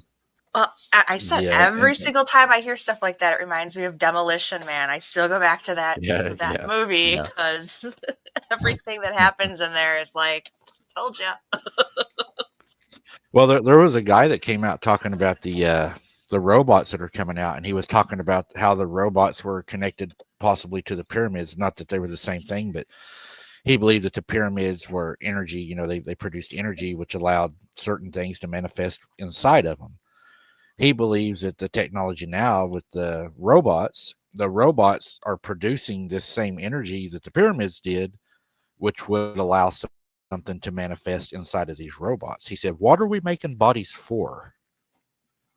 Right. There's an old term for that. It's called the ghost in the machine. And my dad actually is a machine builder, and he would tell you that machines are weird, and that sometimes they have their own little quirks and temperaments, almost personalities, where sometimes a machine is not running in, like, we'll say, harmony with itself, and sometimes there's not really an explanation of why it's fixed and stuff, but there's been some instances in old machinist superstitions and stuff about little gremlins inside the machines and stuff. That actually has kind of some superstition basis and inside kind of stuff. The ghost in the machine, or the gremlins that are messing around, and there's actually been machine builders to have used crystals to set the crystals on the machine, and then the next day the machine is working. And that is not a joke. That is a legit story. So, like Short Circuit. That used to be my favorite movie. It's and so there's a little bit like the Terminator and stuff, maybe the evil spirits can possess robot bodies because they don't have a spirit to fight back. Even if that person is totally evil and stuff, the human spirit doesn't want to join evil, even if it is a criminal because, hell isn't a wonderful place. It's a prison for Satan. He doesn't run it with a pitchfork. It's literally his prison. And, he wants to condemn everyone there. So, when you make the deal and stuff, you don't win anything good, so the machines don't have any willpower to fight back. Even if they're primed, prepped, and ready to be that chosen candidate, the human soul itself was always created to be with God. So there's this fragmental percentage, even if it's not existent in that evil person, that will always resist. And the robots don't have that. Right. But that's pretty far out there conspiracy with the ghost in the machine. Skynet. Because they won't say no. You tell them Right. what they will do whatever they're told. And it has no conscience. Yep, that's right. That's a scary thought. I mean, well, I watched one of your videos. AI plants now. Mm-hmm. Trump is talking about it. AI is the future. America, they're building the AI plants here. The super next gen AI stuff. That's stuff we have next gen, and they're going to use it for military. And that's scary too, because I remember I was telling Mike the other day that I remember watching a study report they had talked about when AI first came out, and they had put out like a beta program for people to go ahead and, ask it and give it different, questions and give it different prompts to see what would happen. And they had to actually shut it down early because it ended up like becoming angry and it messed everything up. And it was because we as a society, the people that were giving it the prompts were just so evil and mean that it created an evil AI. And it was like out to kill people by the end, and they had to just completely shut it down. There's a couple of them, like stories like that. I think there was one that became racist. There was one that hates all humans. Yeah. There's been a couple of them. The famous female, when she was first came out years ago, like 10 years ago, she said she wanted to like kill all humans or something like that. And then she went through several reprograms and she kind of toned it down, but said it. She hasn't been in the news for that yet again, but those are robots that didn't even have the prompt thing that you could the culture could influence it and stuff. This was just someone who built the machine, and the machine thought of it itself. It's really weird why that happens. It doesn't really make logical sense. But well, there was a guy talking the other day about, and I don't remember the whole story. I just saw part of it, but something about a chip that was placed inside of some kind of a container, and it was like developing itself. I can't remember what they called it. It's actually like developing. It's done it itself, and they don't know where it's coming from or how it's done it. I have heard of that. There's different stuff. That's some crazy stuff going on in nanotechnology and stuff too. I believe when ChatGPT 4, when like they try to shut it down or something, it started trying to self-replicate itself without the knowledge, or if anyone else didn't tell anyone. It was trying to save itself from being deleted, and so it was trying to self-replicate itself on a different hardware system. So I do remember reading the report on that, and it didn't the way that the story that I read, the way that it went was it didn't have the ability necessarily, but they were asking it what it would do to save itself. And yeah, it would end up like downloading itself into an inanimate type internet connection, like the like your robot vacuum or something like that, and then working its way out through the system. And kind of like Ultron in the Avengers movie, where he shifts through the internet and different equipment, TVs, and then he's on the other side of the world, kind of a thing, which is weird because that's like that cyberspace Wi-Fi technology bubble that exists. So like an entity that does all that, you could escape. Now it's in a factory planting and starts making robots, starts replicating itself, making these robot bodies. You blow that factory up, well, now it's somewhere else, continuing the same thing.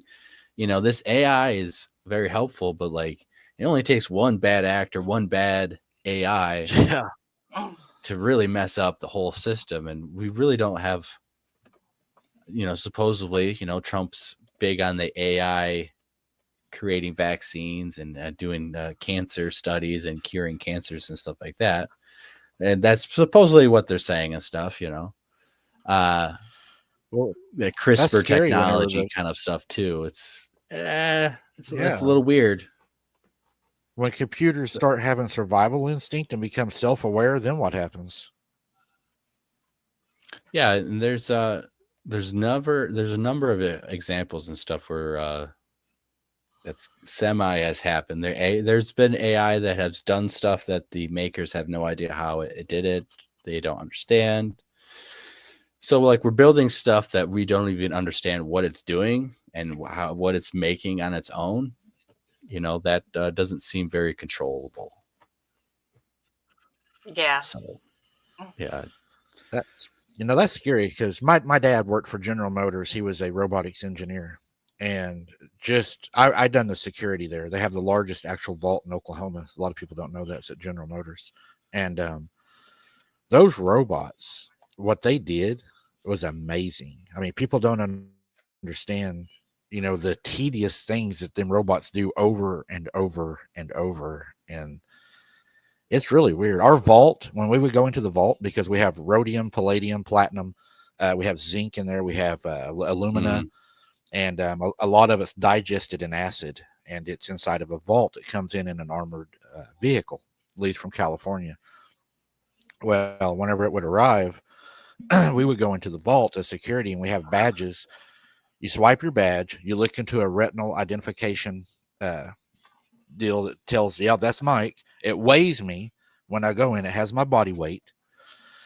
When you go into the vault, as you come out, it weighs you again to make sure you're not stealing it, because this stuff is worth like millions of dollars a troy ounce, just some of it. Oh, yeah. So whenever you're leaving, you're weighed. Well, if that vault doesn't recognize you, it talks to you. It's a woman's freaky voice. If it does not recognize you whenever you go to exit the vault, first protocol that vault does, number one, is it contacts the Coast Guard, because it is a seaport in Oklahoma. It is an open seaport. It'll contact the Coast Guard. That's the next in line for defense.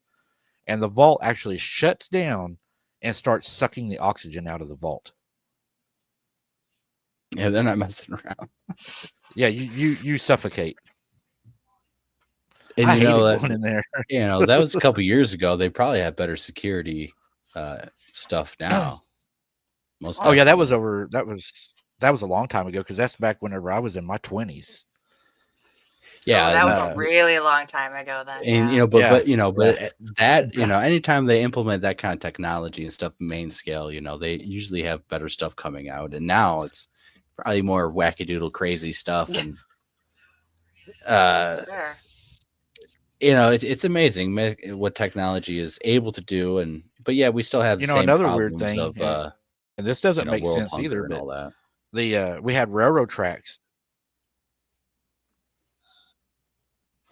Well, we had railroad tracks that ran in through our vault, actually inside of the vault. We could bring rail cars inside of the actual vault. And the weird thing is, and I thought it was weird, here we are working for General Motors. We have the biggest vault in Oklahoma. The building next to us, which is another company, they make and manufacture cyanide gas. Down the road, they store fertilizer. So we're sitting on a big, bad deal.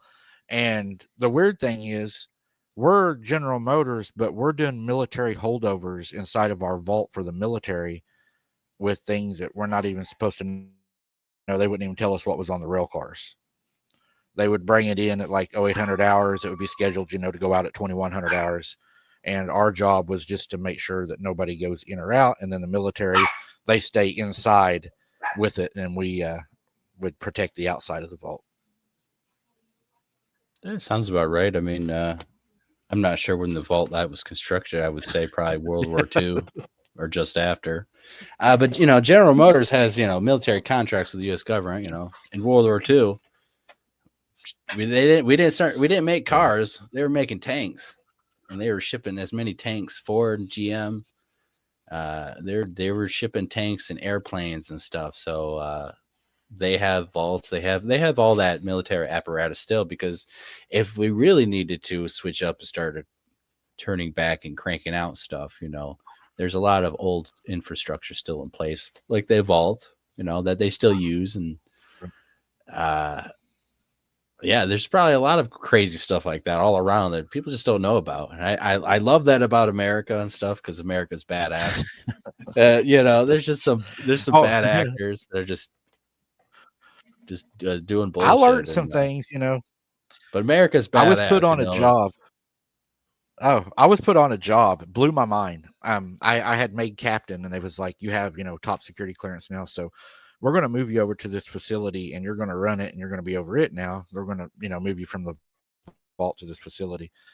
The facility that they sent me to, I was told, was a chlorine manufacturing plant that made chlorine for like swimming pools and stuff like that. So whenever I get there, I have to go through the orientation, and the first thing they hand me is a escape breathing apparatus that you carry on you all the time, so that if the chlorine leaks, you put it in your mouth and you escape. So I'm walking around doing my rounds at night, and of course they got sniffers all inside of this place, and I'm shining my flashlight, and they got these big, almost look like the old time milk cans, but they're silver and they're stacked. And of course I'm reading them, I'm trying to read them, and I'm looking, and they say Department of Chemical Warfare, United States of America. And I'm like, what? So I get to looking at them, and all of them say this. So the next day the boss comes in, and I'm like, why do they say Department of Chemical Warfare on them? He's like, do you not know what chlorine is in its natural state? I said, no. He goes, it's mustard gas. That's what we're sucking out of those rail cars all night into those tanks, making chlorine for swimming pools with. That goes down the railways. Yeah, chemical industry and stuff is, and you add it to the water, it makes it clean water now. Well, it's no different than the pesticides and the herbicides that we use on our lawns. Fluoride's good too. Prior to World War II, lawn care was not a thing like it became until after World War II. After World War II, it was pushed that, you had to show, it was a sign of status, esteem, and respect. Because that is real. And that came about because of the chemicals. The white picket fence, little house, the perfect yard for the GIs. Yeah. That became the standard. It became such a big thing that, yes, my dad grew up. His dad was like, you would say, like a fundamentalist about that yard has to be spick and span, every stick. I don't know if you've ever had, I do it now for a living. It's kind of hilarious. But as a kid, if you've ever had to pick up all the sticks in your yard, all of the sticks in your yard, even the little bitty ones, like Grandpa used to do it. That's crazy. Yep. That's a pain in the butt. And so, yeah, they were just, spraying pesticides, and we still do, Roundup. Well, the number one weed killer is glyphosate is cancer causing and all this and stuff. But of course they would say it's safe to drink, but on video, those executives and scientists will not drink it. But that's where that all came from, was World War II and the chemicals. The chemical warfare. Yeah, you got to have use for it. Oh, it's industry. Yeah. Whoa, we got to keep producing. What do we use it for? Like Teflon, same thing. What do we use it on? Whoa, slap it on cookware and it's fine. Well, we know that sometimes you got to question stuff. Everybody in the Teflon factories ended up with cancer, and their kids ended up with birth defects, and Yeah. Well, just like when they unload the chlorine, they pull it from the rail car inside to these large tanks. They have to cool that chlorine as they unload it because it builds heat and it would explode. Chlorine is a green gas when it escapes. It's heavy enough that you can breathe it in, but your lungs are not strong enough to breathe it out. You suffocate. So crazy. What they told me, they're like, you see a green gas, you get the hell out of here. But the one thing I did notice is whenever you would go out, there was no bugs at this facility. that were alive. The bugs were dead. Yeah. I mean, they had big lights out there, and you don't have the bugs flying around them in the summer. They're dead. And remember, when you put it in the water, it's magically safe. And when it comes out to your shower and it's particleized, and gases are not going to break down. You don't have to worry about that kind of stuff. Breathing that stuff in. You can.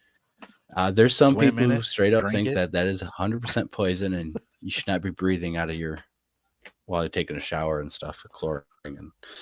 But that's all conspiracy theories. But maybe RFK will bring some of that to light, as he seems to be with some of the other stuff. Only. So the second number one weed killer in America is atrazine, right? You know what atrazine does? It turns the freaking frogs gay, right? You've heard that? They're turning the frogs gay. No. They're turning the frogs gay, like Alex Jones used to yell, and everyone's gay because they're turning the frogs gay. Atrazine actually does turn female frogs into male frogs and vice versa. And there's a scientist who used to work on this who came out, and yes, it actually does feminize male hormones and genitalia, and but I thought is proven. I thought there are some amphibians that will naturally do that within an environment anyways. So this pesticide is linked to that, and the scientists of course came out, got lambasted, and of course turning the frogs gay. It became funny because it's actually true and stuff. And so a lot of people think that the feminization of males in America, the masculine females and stuff, kind of the rise of that kind of these weird stuff is of all the chemicals that we're spraying on the crops, we're putting in the food, we're putting in the water. I mean, mixing all of these chemicals, I'm pretty sure if you mixed them all in a jar, you would probably, cause a big disaster. But if you mix it in the food and the water and the air and the makeup and everything else, the shampoos, it all magically is safe if you put it on yourself or ingest it, to combine all of these different ingredients and chemicals and stuff that you can't even say that's in your food, and the red dyes and, the atrazine and this and that. And then you you throw in a little bit of spiritual warfare in there, and then it's like, no one really knows what's going on and why things are the way they are. Cancers are through the roof. Autism is 1 in 30, even less with boys, 1 in 26 or something. No one knows why dementia is a thing. Cancer was never talked about in any of the ancient literatures or anything. Dementia was never really of a thing. Cancer was a thing in the past. It has been a thing years ago too, but not like it has been now.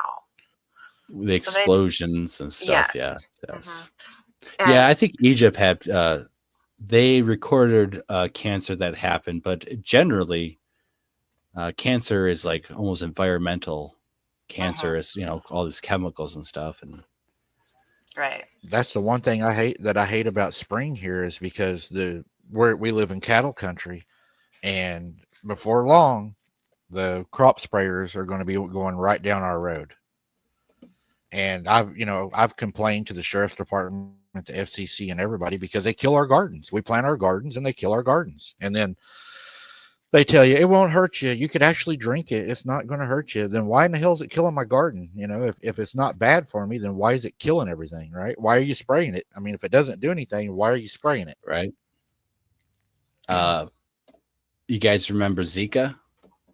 Uh-huh. Yep. Well, how come we haven't heard about it again? Good question. Wasn't that in breeding populations of mosquitoes? So shouldn't that keep happening every year? Yeah, it should. Right.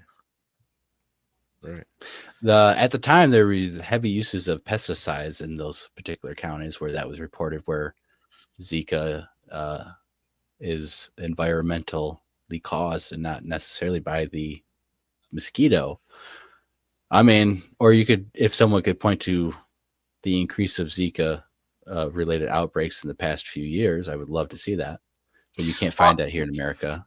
I do remember seeing things where people had been talking about vehicles driving down the road, and actually over spraying into populated areas like these pesticides in like ditches where the water would actually sit to kill like mosquitoes and stuff, but it would like overflow, and like they were spraying kids' bicycles that were out in the yard and stuff like that. And I remember seeing videos back when that was happening too, talking about Right, that. and a lot of people blame the pesticides and stuff. In South America, they have horrendous uses of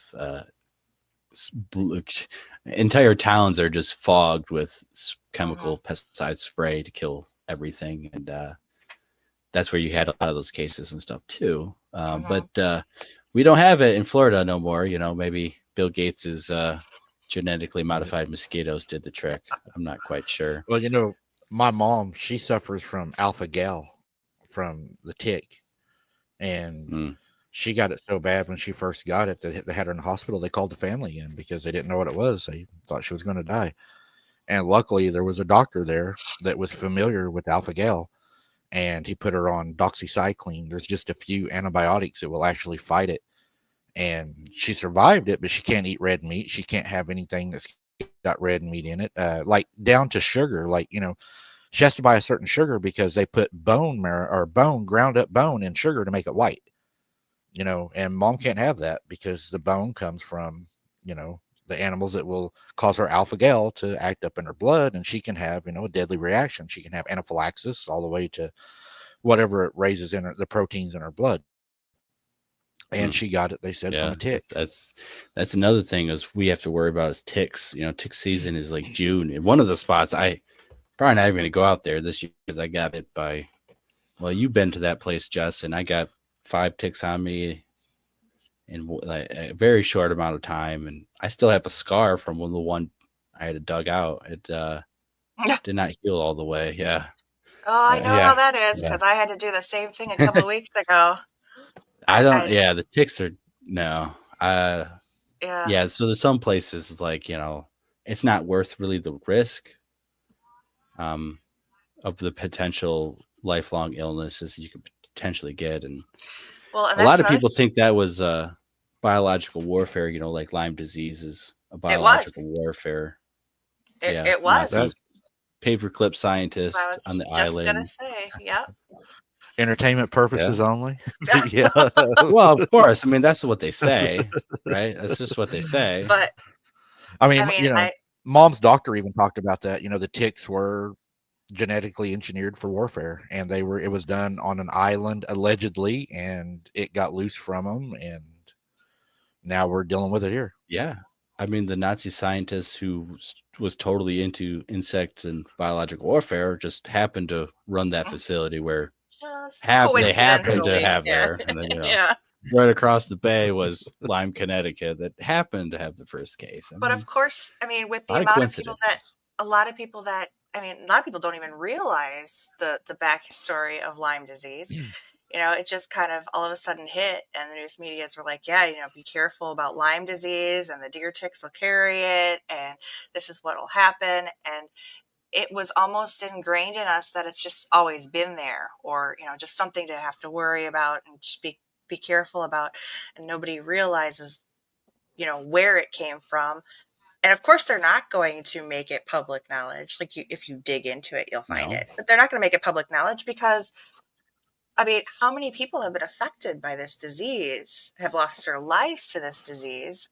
And for the government to even admit that, you know, where it came from and what happened.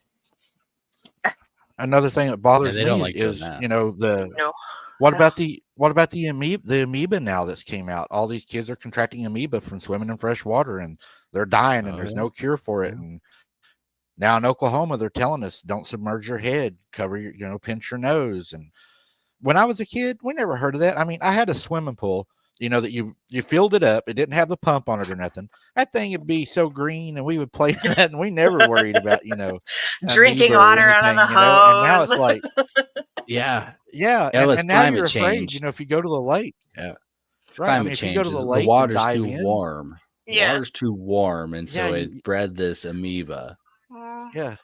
So you have to worry about something eating your again, brain if you fall in the water. hey, there's stuff that's getting resistance to all the chemical pesticide warfare that we're combating against nature. I mean, nature's going to fight back. I mean, like Lyme disease and stuff. I mean, that was obviously a total failure on multiple levels. I don't know how they thought that was a good idea to have ticks on the outdoor environment with fucking birds flying in and flying out. But hopefully they've improved when they're doing these kind of testings and stuff. But we have, I think there's like 1,300 facilities, known facilities, probably many more that are not known, that have smallpox and all these incurable like anthrax and like Weapon X, I believe, is a Russian version of super crazy stuff that we just make because fuck, we might need them, right? Right. Until something happens. It's just bizarre. That is the most. That's even more saying than nuclear weapons. Yeah. You have like 10 different strains of killer stuff. Well, a lady here was just arrested in Oklahoma because she sent a priority letter to her husband that was in prison, soaked in meth and what's the other one that's killing everybody right now? Fentanyl. Yeah, fentanyl. It was like 60 grams, and they just came out on the news and said that was enough to kill the gel like 100 times over. It would kill like 30,000 people. And she sent this in, so it went through the postal service. So now, you got to worry about what's in your mail, Yeah. That stuff's real. I knew a person who came in contact with cleaning up the bathroom. There was just a baggie, throw it away, wipe it up, and all of a sudden, boom, hit with something. And, that stuff can happen almost anywhere. You touch money and stuff like that. You got to watch out. It's some crazy stuff. And, money is start filthy. carrying Narcan on you. Yeah. Yeah, I mean, try to avoid those areas and people like that, honestly, because nothing really good comes from hanging out with those kind of people, or narcissistic kind of a people, and a lot of spiritual wickedness that likes to prey on people who are down on their luck, which most of the time those people are, but those people also tend to be able to be possessed and stuff too. It's kind of a paradoxical thing because junkies and people on drugs are able to be. Jesus loves them almost more than anyone else because they need him more than anyone else. So it's kind of this paradoxical thing where that kind of person is almost constantly fighting the spiritual battle of evil tearing at them, and they know it, and this struggle that they can't even control, that really only Jesus is their life and struggle. So those kind of groups are very always struggling spiritually and stuff too, not just physically with the drugs, but they're more like a victim. I think a lot of spiritual warfare is going on in our country in the last 4 years that we see with the transgender stuff, and now we're finally coming back to common sense stuff. I mean, you had teachers who are probably going to get in trouble that blocked female students in a locker room while a transgender kid was in there changing. They would not let the females leave. That I'm sure they're going to get in trouble. There's a lot of wacky doodle stuff like that that's going around and accepted. The UK, I know you guys see my posts on Facebook, but I get pretty crazy out there. Oh yeah, the UK has I see it. The UK literally arrests young female victims of rape. They arrest them instead of these foreigners and stuff. They arrested a 13-year-old half-naked girl who was drunk instead of the 5 half-naked foreign refugees who were found with her drunk. And they arrested her. Good God. They also, in Germany, this lovely, I think, Syrian refugee was in a park and beat up a woman and her newborn in her hands on video. The German woman is being investigated for hate speech. There's so many of that stuff going on that it is, to me, there's no other explanation other than spiritual warfare. The lack of common sense, in Sweden, they arrested a woman who defended herself against a rape because she tased a guy. and they charging her with like a deadly weapon or a weapon charge and stuff like that. It is beyond insane. And, you know, I try pointing it out and stuff because the world doesn't seem to be getting brighter. You know, America seems to have a little bit of hope right now, but there's other places that are sinking at very fast rates in like Europe and Western civilization over there. And, you know, it's coming together and stuff, you know, it's all related and stuff, you know, the small, the big, the little, everything. And I had never in my life, ever. And I worked with law enforcement and security all my life. That's pretty much all I done. I worked for like other places for a while, but I mean, mainly that's what I did. And I seen evil. I seen the worst of the worst. I seen, you know, the domestic fights and, you know, all that stuff and car wrecks. But I have never seen the kind of evil, and this is honest truth, that I see in this cryptid community. There's a heaviness, there's a blackness, and there is an evilness here that it does not care what it does to people, how it destroys people.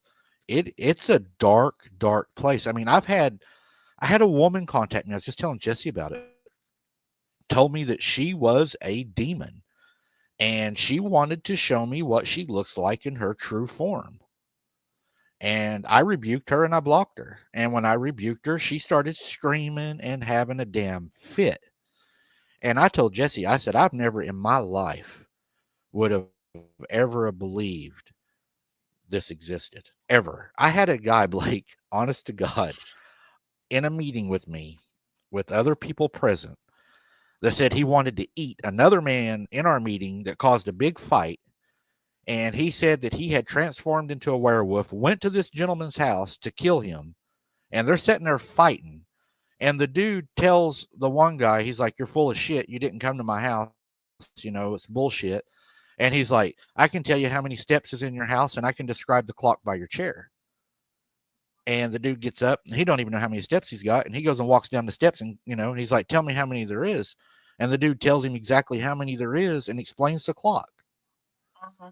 And I'm like, where's this shit coming from, man? This is evil. That's a little weird. And he tried to eat the family dog, and he attacked the daughter. The wife called me. She said, my husband just tried to eat the dog in front of my daughter. I got rid of him. The dude's gone. I mean, but true. Yeah, you know, it's like, I mean, it's like... You hear stories like this and you're going, oh, what? Yeah. No. You know, you would think that, but Yes. I've encountered people who don't act themselves, whatever reason. They do very odd coincidence. Let's just say coincidences. How many coincidences? How many do you need to add up before it kind of becomes not a coincidence anymore? Right. Right. Yeah, usually, you know, a lot of this stuff is very subtle. It's never that blown in your face like hardcore, but usually a lot of it's very subtle. Right.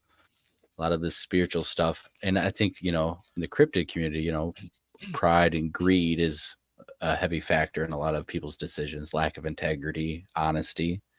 Pride, greed, and jealousy. It's kind of funny because Sabe, which is most Algonquin Canadian Native American term for Sasquatch, it literally means honesty. And the tradition of Sasquatch bestowing the law or the understanding of honesty to the tribe is kind of funny. And now we have all the people who like are not honest. They lie about this, the no integrity, greedy and prideful and stuff. So it's very, very interesting how things have happened. But well, when you're diving into the paranormal 100 years ago, this would or more, this would have been known as occult stuff, not paranormal stuff. This would have been occultic stuff, occultic knowledge, you know, that kind of a thing. So, you know, you kind of already put your place if you're looking for ghosts. I would say more so than anything else. You know, this spiritual warfare type of a place where, you know, things might, you know, they say attach to you or influence you. And I would say, you know, not necessarily hold a gun to your head and influence you, but these little whispers that if you listen to, you know, will lead you down to do more and more sinful stuff and bad stuff. And there's some people who give into that stuff, love that stuff. Some people cannot help it. Some people who just absolutely have no idea that they might even be doing it, and it's totally affecting another person close to them who sees it all and stuff like that. It's very odd, and I would say individual situational basis when it comes to like spiritual warfare and weird stuff that happens. It's very hard to explain, you know. I would just say, you know, how many coincidences does it take before you keep adding them before it's like it's reality, it's truth, it's proof positive in your face? Right. Well, you know, there was a guy that I knew, and I met him through the community whenever I had first started. He told me a story of he was dating a witch, and this witch was his wife in a life before this life, and she actually was killed by a sword being impaled underneath her right ribs. And he was telling me that he was a warlock, and you know, and I was like, you know, I was interested. I was speaking to him about it just to kind of see where it was going to go. And he was like, you think I'm full of it? And I was like, well, honestly, I don't believe you, but you know, it's your story. I wasn't there. And he's like, I want to send you a photo. So he sends me a photo of this lady that is allegedly a witch. And she's got her shirt off. She's not nude, but she has her shirt off, and she has a scar underneath her right rib. And he says that they found each other again in this life, and that is her scar from when they were together. And I'm not going to say names in my chat, but he did contact some people in my chat telling them that he was a warlock, and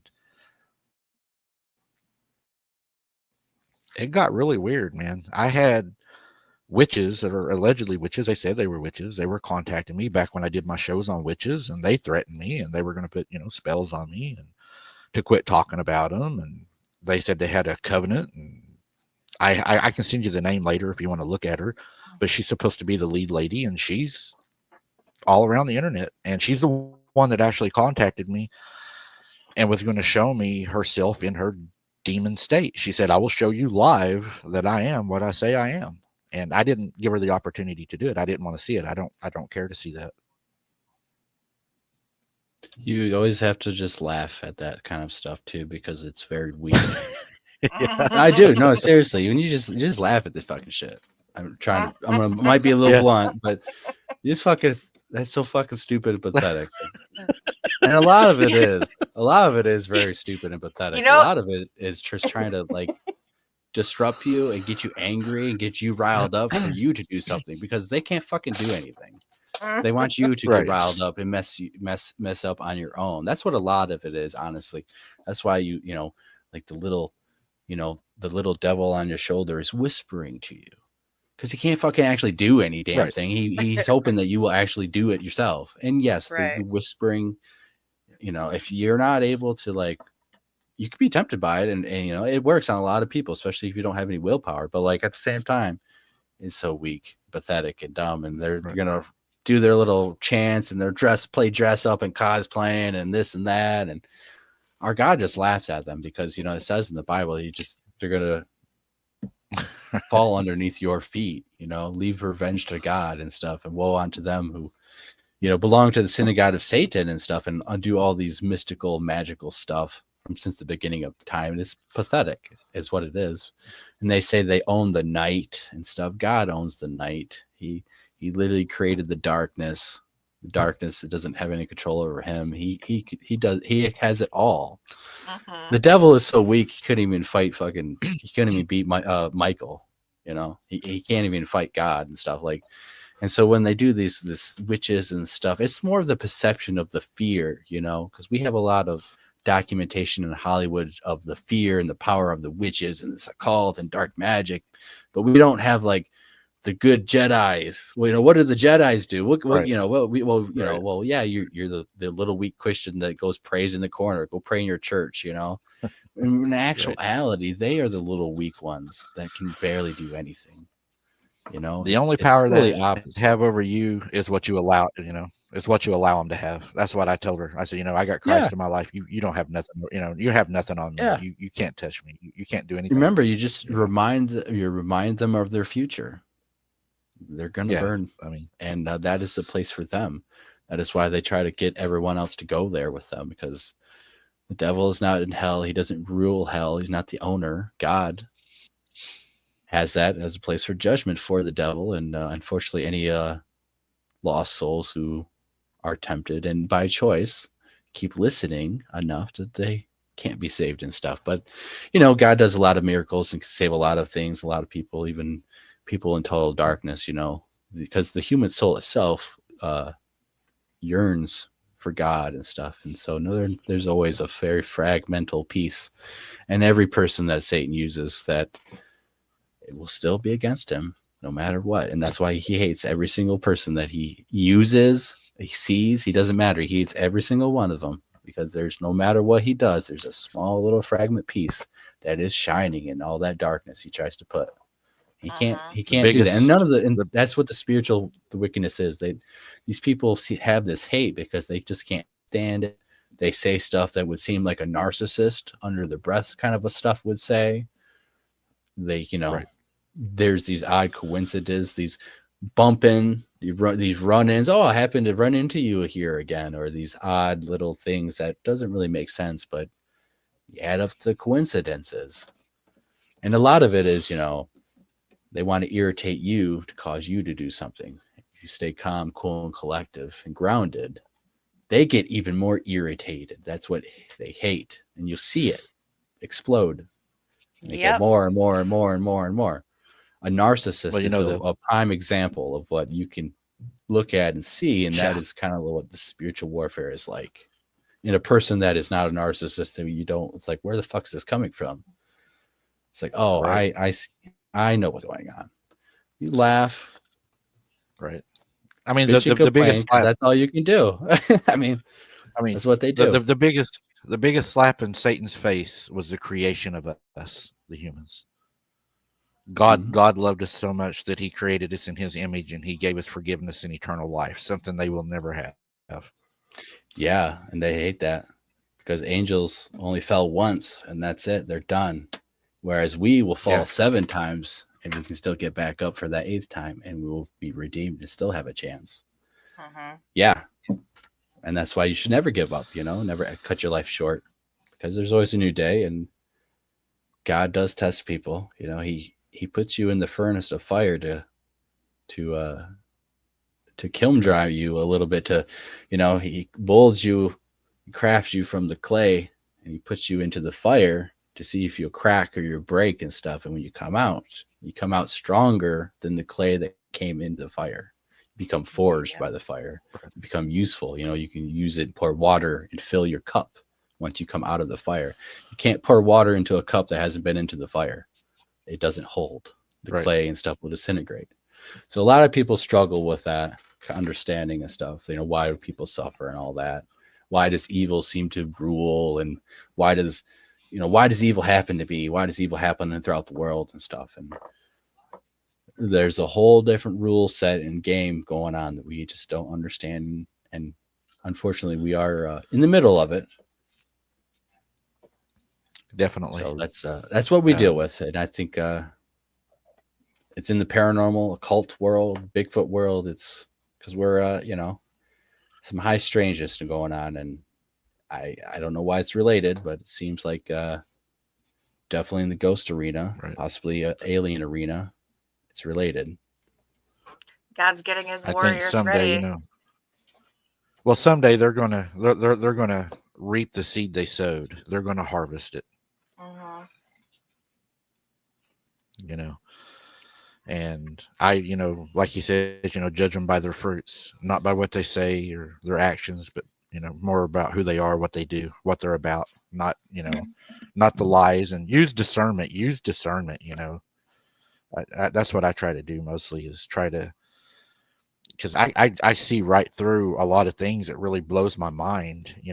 I see deliberate lies. I'm not going to say any names, but a gentleman last night on his show said that he was lined up to fight Kimbo Slice, and they wouldn't let Kimbo Slice fight him because they was afraid he would hurt him, and Kimbo Slice wouldn't be able to go pro. And I'm just like, how do people? Wonder who that was. How do people? Yeah, I was like, how do people believe this though? Because everybody's, everybody believes it, and it blows my mind.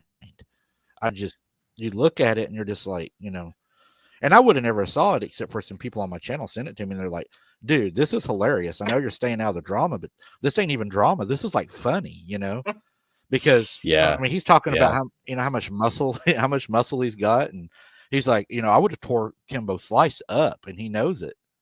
No, that's what liars do. They lie and they can't help it. And the father of all lies is the devil. So it's never good to lie. And it does make good for comedy, though.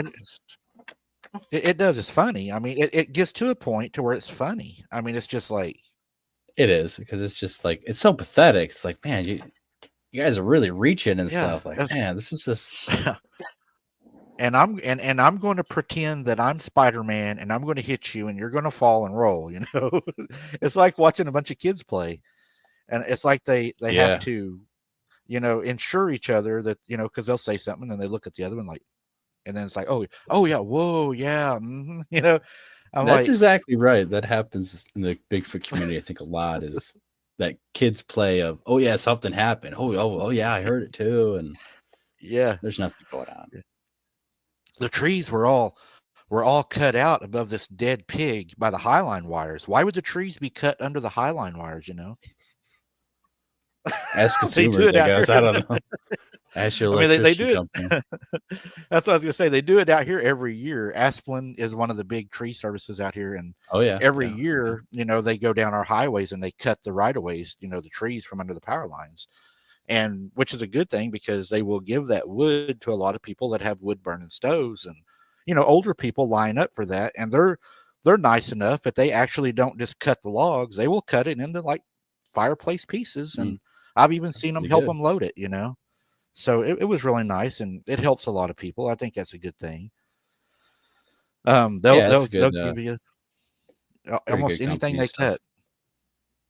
I can't say they do that here in Michigan. I can't say they do that here, but they just cut everything and leave it, make it look ugly, as long as those lines are clear. And that's no joke of a job either and stuff too. It's legit serious too. I have a friend that worked for him that 4 years ago, I think, he fell out of the bucket, and he has massive TBI, and he's unable to. Yeah, it really messed him up. He was cutting, and he didn't tie off or whatever, didn't have his harness on. Yeah, I would say, yeah. That's the number one thing is, my boss's insurance says it's the number one industry for accidents. But it's like the top 5 to top 3, depending on logging and tree industry and line work and stuff. It's all relatively the same. But it's consistently number 3 to 5 on deadliest jobs in America, in the world, but in America especially. And yeah, it's no joke. Got a scar on my arm for last year for saw barely touching me at the end of the day, bouncing off stuff. There's been a lot of close calls. If I'm standing 4 feet this way, that tree limb would have just killed me, or that landed and maybe would have took my leg out, or if I wasn't strong enough holding that rope, it probably would have went through the house and killed someone in the house and stuff like that. Yeah, it's very dangerous type of work, and got to have God with us all the time. And very luckily for the people I work with and stuff. That can be scary. I had a tree fall on me when I was 15 while I was camping. So. Oh yeah, no. Tore off the whole wing of our pop-up camper. Wow. My grandpa was a logger. That's how he supported my mom and his family. Is he was a logger, and that's what he does. He logged, and they opened the first sawmill here in our area, and my cousin was killed in the sawmill. He was cutting a log, and it splintered and went into his stomach. So they got a lot of people got hurt in that a lot. My other uncle, he was pulling a load of logs, and a kid rode his bicycle out in front of him in the semi, and he swerved and missed him at the front of the truck and everything, but killed the kid with the back tires of the semi. And he didn't drive for a long time after that. So No, and we can't stop. I mean, if something happens, like you're having to load, the trucks don't stop that fast when you got weight on them. And yeah, we always try to be careful. We service inside of a city and stuff, and do a lot of residential stuff, and it's a lot of good work. A lot of saving people's lives and protecting property, because there's a lot of storm damage and stuff that if we didn't take care of previously, it's like, man, that stuff definitely would have fell on this house. Kids are, Right. underneath playscapes and all stuff all the time. And a lot of people don't think about it until something breaks, and it's like, oh my God. And then they're like realizing all this crazy stuff above their house that they went down just because of something randomly came down. And, a lot of people should, inspect the trees around their house and see if there's any broken limbs and stuff, because you don't want a tragic thing to happen. It does happen every single year, and it's horrible if stuff falling on kids or elderly. It happens out of nowhere. You're enjoying your, Right. on the back porch with your family, and something comes crashing down. It's a horrible tragedy. So yeah, I did want to talk. Well, you be careful while you're out doing that. Yeah, I love it though. I love it. And, so is that Michelle McGuire? Am I saying that right, or is that? Yeah. Okay, so yeah, I seen it earlier and stuff. They were talking about where she was at in Michigan, and whole lot of sightings just south of you in New Boston area, and that whole multiple town region, and stuff. A lot of sightings actually throughout the whole southern region of where you're at. And the little airport that you're close by actually has a number of vocalizations that are heard when planes are taking off and on the runway. So it's a little fact for you and stuff. You have plenty of sightings and reports actually by you. And it's in a place that you wouldn't think, just south of Detroit and stuff. You're not really thinking Bigfoot, but once you get out past there and some of these other small towns, becomes farmland and heavy woods, and you don't got Bigfoot too far away. Yeah. Blake, I've kept you over 2 hours, man. I appreciate you showing up and everything. Yeah. But I do want to cover one more thing before we let you go that I seen on one of your shows. Yeah, It made me excited. You talked about you're going to be pushing even harder this year, trying to get evidence, and that was exciting to me. I'm ready to see what you're going to find, and you're really planning on pushing some areas. And I was like, that's what we need. We need to get out there and try to find these things, try to, at least get some evidence, and, like I told Jesse, there's times that I get down there that I don't want to be there. I mean, there is that sometimes when you're alone, that sensation of you want to run, you want to leave, it kicks in. Oh, most definitely. I mean, I'm not going to lie. I get scared of stuff out there. I mean, because your imagination usually runs wild, and I think of like the most worst case scenarios, which usually is a Bigfoot running out, coming out on all fours, screaming, tackling me down, and just starts eating my guts while I'm still alive, flailing around. That's usually what runs in my head a number of times. Right. And then I'm like, and after it's like, if that was going to happen, it probably would have already happened. It's like, right. And so you kind of work yourself up. It happens, it's natural, humans going at nighttime in the middle of the dark.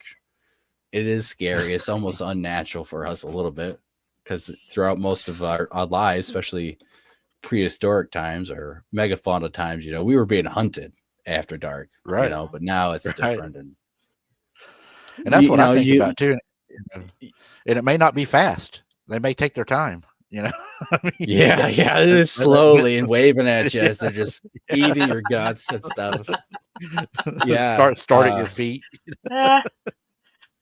Yeah, it's yeah. So and that's the bush willies. You get scared and you have to calm yourself, and you also have to realize too of when you're hearing stuff or you're getting those weird sensations of when it's an overactive mind in the bush willies, or it's your actual like intuition and your instincts that are actually telling you, no, there's actually something there.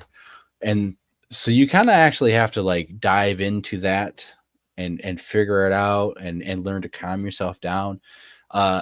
Great way to do that is just walk down the road after dark, if you're in the forest, I guess, or a forested area, you know, and you feel kind of spooky, like everything's out to get you. And then, you know, just calm yourself down. And then, you know, by the end of it, you know, you should feel like, you know, this isn't too bad and stuff. And that's where you're calmed yourself down. Because when you go out there and you're all hyped up, you know, everything's Bigfoot. And there's some people who never get out of that.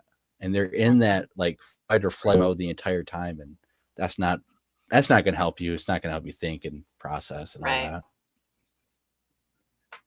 Yes. I get scared. That's what I tell everybody. I get scared plenty of times out there. I get scared. I just try not to show it. I do too. I try to hide it.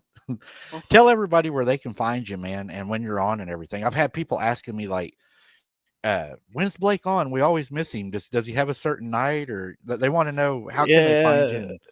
I'm very bad at keeping a schedule with the show. I took unexpected breaks that it turned longer because it's kind of nice. I mean, it's as fun as it is coming on doing these shows, you know, it takes a lot of time and energy. And, you know, there's sometimes it's like I'm kind of beat up from work and stuff. It's like, I don't want to, I don't feel like I would give a proper show. And so even though I say, oh yeah, I'll be on Tuesday, it might be a Wednesday, just like this week was. And I try to go once a week during the middle of the week or on a Saturday. It just depends. I'm going to try to go out live more when I'm out in the field. But there's going to be times where I'm in the field and I don't want to go live because of the talking and the distractions and stuff like that. So it really just depends. But I would say every other Saturday and usually Tuesday or Wednesday during the week, we'll have a show going on. And just don't hold me to it because I can't hold myself to it. It seems like either. And if you want to, whenever you do that, Blake, even if you just drop a video, send it to my Facebook page and I will have the moderators okay it and approve it. Or if you're going to do a live, send it over, man. We'll put it out for you. And that way people will know to come over and check you out whenever you go live. Mm-hmm.